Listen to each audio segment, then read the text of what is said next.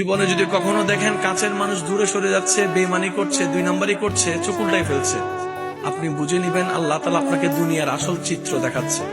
আপনি যেন বুঝতে পারেন আপনার আপন বলতে আল্লাহ ছাড়া, আপনার আপন বলতে আপনার নবী ছাড়া আসলে আর কেউ নাই। অনেক সময় দেখবেন আপনার জীবন চলার পথে অনেক পরিচিত ভালোবাসার প্রিয় মানুষগুলাও কিন্তু একসময় আপনাকে চিনবে না, চোখ উল্টাই ফেলে।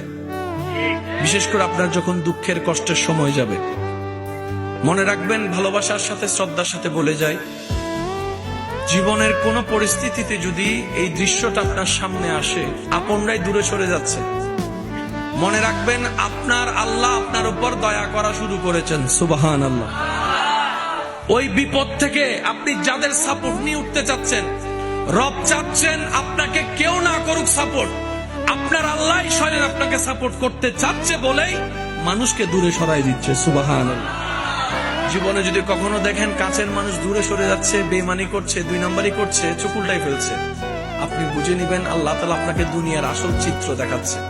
আপনি যেন বুঝতে পারেন আপনার আপন বলতে আল্লাহ ছাড়া, আপনার আপন বলতে আপনার নবী ছাড়া আসলে আর কেউ নাই, আসলে কেউ নাই, আসলে কেউ নাই। আপনার ভালোবাসার অধিকার পাওয়ার একমাত্র আল্লাহর আছে, স্রষ্টা হিসেবে নবীর আছে।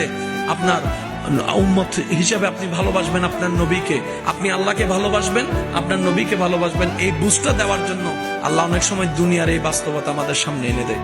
আল্লাহ তাআলা আমাদের সবাইকে বুঝার আমল করার তৌফিক দান করুক। আমিন।